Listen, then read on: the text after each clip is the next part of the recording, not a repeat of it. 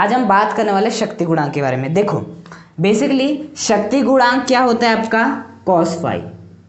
cos phi को ही हम क्या कहते हैं, आपका शक्ति गुणांक कहते हैं। हाँ, और ये कब निकला था, जब हम औसत शक्ति का फॉर्मूला डेराइव कर रहे थे। क्या आया था हमारा औसत शक्ति का फॉर्मूला, PAV बराबर VRMS into IRMS into cos phi. जहां पर ये जो cos फाई है वही क्या कहलाता है, आपका शक्ति गुणांक कहलाता है। तो इसी के बारे में हम इन डिटेल बात करने वाले। तो देखो बेसिकली जो VRMS है और IRMS है ये दोनों एक साथ क्या कहलाते हैं, आभासी सामर्थ्य।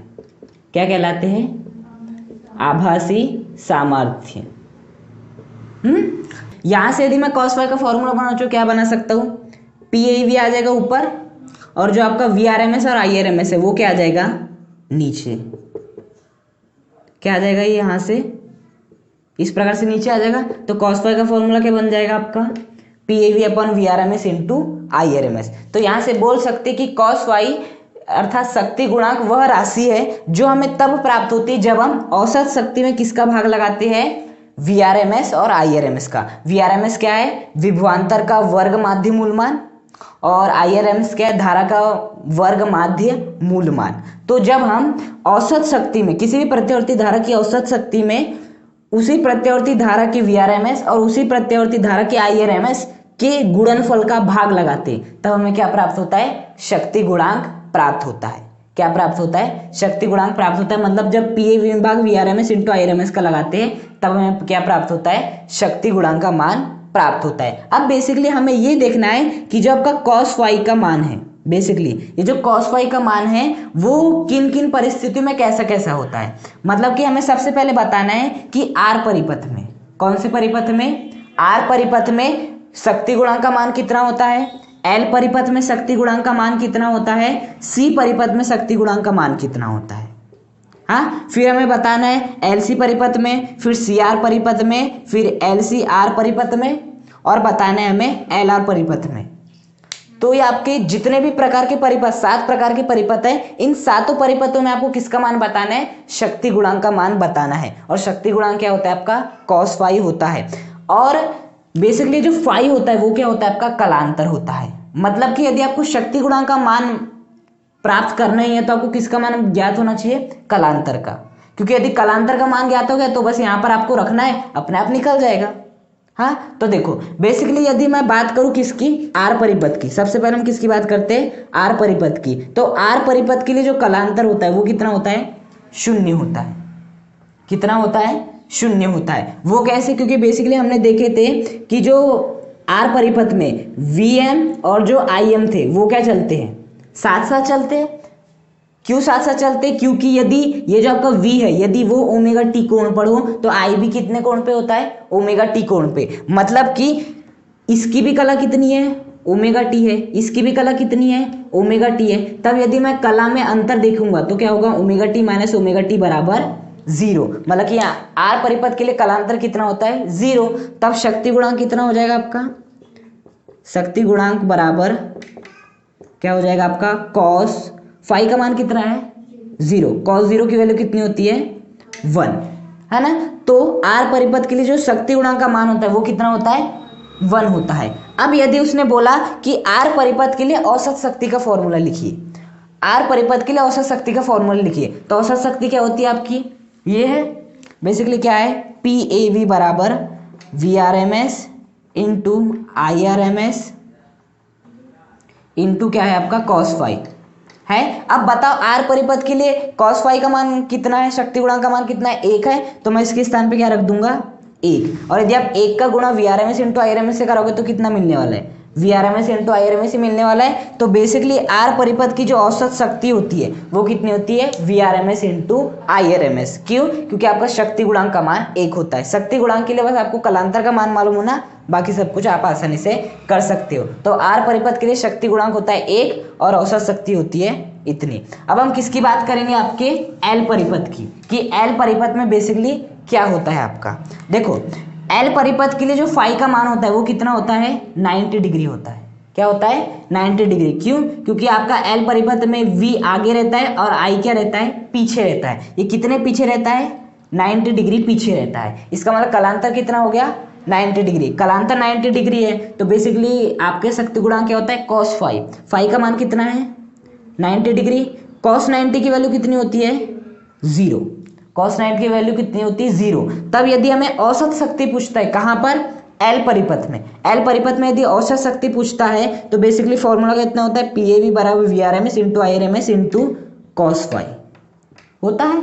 तो बताओ cos फाइव का मान कितना है, मतलब शक्ति गुणांक का मान 0 है, 0 का इंटू सबसे करेंगे तो 0 ही मिलने वाला है। तो बेसिकली जो औसत शक्ति होती है वो कितनी होती है 0 होती है। मतलब कि ऐसा बोल सकते कि एल परिपथ के लिए जो औसत शक्ति का मान होता है वो 0 होता है, क्योंकि शक्ति गुणांक का मान क्या होता है 0 होता है। हाँ, अब हम बात करेंगे कौन से परिपथ की, सी परिपथ की।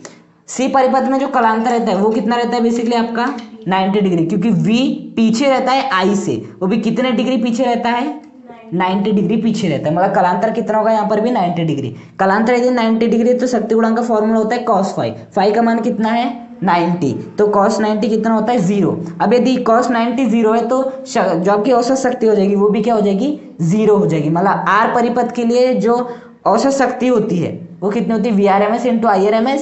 यदि हम बात करें सी परिपथ और एल परिपथ के लिए औसत शक्ति कितनी होती है 0 होती है। सब कुछ डिपेंड करता है शक्ति गुणांक पे, और शक्ति गुणांक किस बात पे डिपेंड करता है इस फाइव पे। हाँ, तो ये तो हो गया बेसिकली आपका जब आपका केवल सिंगल हो। अब हम क्या लेने वाले हैं डबल लेने वाले हैं। हाँ, तो देखो जब हम डबल लेंगे तो सबसे पहले लेते हैं हम आरसी परिपथ। क्या लेते हैं हम सबसे पहले आरसी परिपथ लेते हैं। आरसी परिपथ के लिए जो कलांतर आया था उसका मान आपको मालूम होना कितना होता है tan इनवर्स 1/RC ओमेगा आया था। इतना क्या आया था 1/RC ओमेगा आपका आया था। अब बेसिकली यहाँ पर मुझे किसका मान निकालना है शक्ति गुणांक का मान निकालना है, तभी मैं किसका मान निकाल पाऊंगा औसत शक्ति का मान निकाल पाऊंगा। तो क्या करूंगा मैं दोनों पक्षों का tan ले लूंगा, इसका भी tan ले लूंगा, इसका भी tan ले लूंगा। तो बताओ इसका tan लूंगा तो कितना हो जाएगा tan फाइव। tan लेने का मतलब होता है कि सामने बस आपको tan लिख देना है और कुछ नहीं। tan लेने का मतलब होता है सामने आपको क्या लिख देना है tan लिख देना है। तो देखो ये tan है, ये tan इनवर्स है, एक दूसरे को क्या कर देते हैं कैंसिल कर देते हैं। तो बेसिकली यहाँ पर क्या बच जाएगा 1/RC ओमेगा। क्या बच जाएगा 1/RC ओमेगा बच जाएगा। अब देखना बेसिकली आपको tan फाइव की वैल्यू मालूम है, लेकिन आपको किसकी वैल्यू निकालना है cos फाइव की वैल्यू निकालना है, क्योंकि वही तो हमारा शक्ति गुणांक है। तो देखो tan, हाँ देखो जो आपका tan फाइव होता है वो बेसिकली क्या होता है लंब बटे आधार। अब बताओ tan फाइव का मान कितना है 1/RC ओमेगा, मतलब जो आपका लंब है वो कितना है 1 है, जो आपका लंब है वो कितना है 1 है, और जो आपका आधार है वो कितना है RC ओमेगा है। लेकिन यदि मुझे cos फाइव का मान लिखना हो तो उसका फॉर्मूला कितना होता है आधार बटे कर्ण। आधार तो मुझे मालूम है RC ओमेगा, लेकिन कर्ण नहीं मालूम, तो कर्ण निकालना पड़ेगा। लेकिन मुझे लंब मालूम है तो मैं पाइथागोरस प्रमेय से निकाल सकता हूँ। पाइथागोरस प्रमेय क्या होता है कर्ण स्क्वायर बराबर लंब स्क्वायर धन आधार स्क्वायर। मुझे किसकी वैल्यू चाहिए कर्ण की वैल्यू चाहिए, लंब की वैल्यू मालूम है, आधार की वैल्यू चाहिए, कर्ण की निकल जाएगी। कर्ण की वैल्यू को यहाँ पर रख दूंगा, आधार की वैल्यू मालूम है इतनी है, हमारा cos फाइव मान आएगा जो कि हमारा शक्ति गुणांक होता है। हाँ, तो देखो क्या हो जाएगा आपका लंब क्या है आपका 1 है तो 1 का स्क्वायर प्लस आधार क्या है आपका RC ओमेगा, RC ओमेगा का स्क्वायर है। हाँ, तो 1 का स्क्वायर क्या हो जाएगा 1 हो जाएगा, इसका स्क्वायर क्या हो जाएगा R square C square omega square हो जाएगा। तो कर्ण स्क्वायर बराबर कितना आ गया आपका 1 + R square C square omega square. दोनों पक्षों को क्या ले लो अंडर रूट ले लो, तो ये 2 से ये कैंसिल हो जाएगा। तो बेसिकली जो आपकी कर्ण की वैल्यू आ गई वो कितनी आ गई 1 + R square C square omega square आ गई आपके कर्ण की वैल्यू। अब इस कर्ण की वैल्यू को उठा के यहाँ पर रख दो, तो क्या हो जाएगा cos फाइव बराबर आधार का मान कितना है RC ओमेगा डिवाइड बाय आपका कर्ण का मान कितना है √1 + R square C square omega square. तो बेसिकली किसका मान निकल गया आपके शक्ति गुणांक का मान निकल गया। तो बेसिकली cos फाइव कितना आ गया RC omega divide by 1 + R square C square omega square. तो शक्ति गुणांक का मान कितना आ गया हमारा बेसिकली cos फाइव आ चुका है।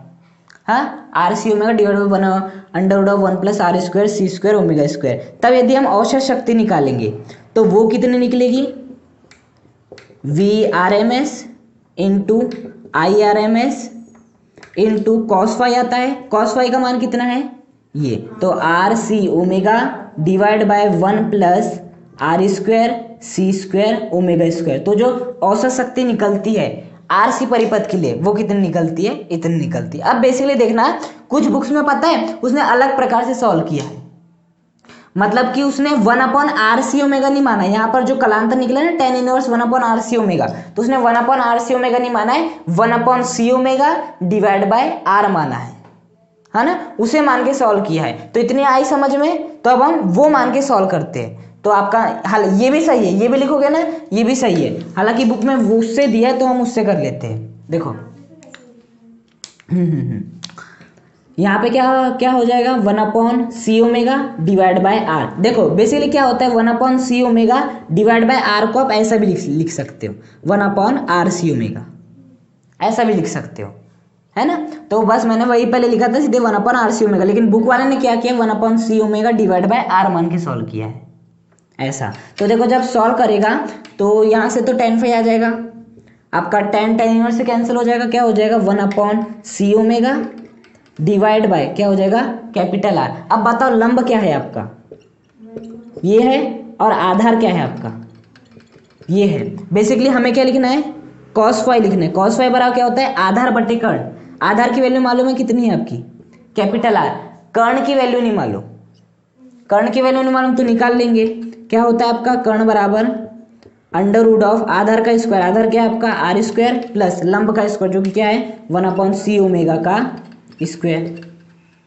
आई बात समझ में, क्या होता है आपका कर्ण स्क्वायर बराबर लंब स्क्वायर धन आधार स्क्वायर होता है आपका, होता है। आपकी लंब की वैल्यू कितनी थी 1/C ओमेगा का स्क्वायर प्लस आधार की वैल्यू कितनी थी आर का स्क्वायर जो कि हो गया कर्ण स्क्वायर। अब दोनों का अंडर रूट ले लो तो इससे कैंसिल, अंडर रूट आपका बेसिकली हो जाएगा कैंसिल। तो कर्ण बराबर कितना आ जाएगा 1/C ओमेगा का स्क्वायर प्लस आर स्क्वायर जो कि लगभग इसी के बराबर है।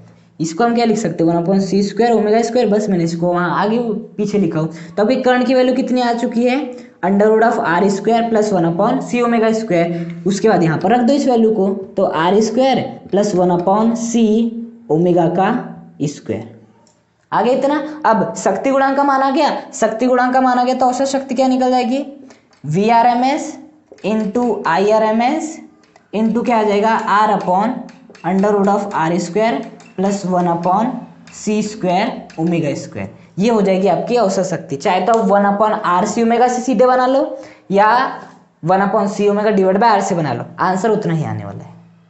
अब हम देखेंगे RL परिपथ में। बेसिकली RL परिपथ के लिए सबसे पहले क्या देखेंगे, शक्ति गुणांक का मान। शक्ति गुणांक का मान के लिए हमें क्या चाहिए होता है, फाई चाहिए होता है। तो फाई क्या कितना होता है RL परिपथ के लिए tan inverse L omega divide by R. तो ये होता है आपका बेसिकली कलांतर किसमें, RL परिपथ में। अब बेसिकली मुझे किसका मान निकालना है, cos फाई का मान निकालना है। तो हम क्या करेंगे, बेसिकली सबसे पहले दोनों पक्षों का क्या ले लेंगे, tan ले लेंगे। तो इस प्रकार से tan लिख लेंगे। ये कितना हो जाएगा आपका tan फाई, tan से tan इनवर्स कैंसिल हो क्या बचेगा L omega divide by capital R। tan phi की वैल्यू मालूम है, cos फाई की वैल्यू निकालना होगा तो क्या करना पड़ेगा, ये क्या हो गया आपका लंब, ये क्या हो गया आपका आधार। आधार की वैल्यू मालूम है, लंब की वैल्यू मालूम है, क्या हम कर्ण निकाल सकते हैं, बिल्कुल निकाल सकते हैं। क्या होता है आपका आधार बटा कर्ण होता है। तो आधार की वैल्यू कितनी है हमारे पास कैपिटल आर, और कर्ण की वैल्यू हम निकाल सकते हैं। कर्ण की वैल्यू बेसिकली कितनी हो जाएगी आपकी L ओमेगा का स्क्वायर प्लस आर स्क्वायर हो जाएगी।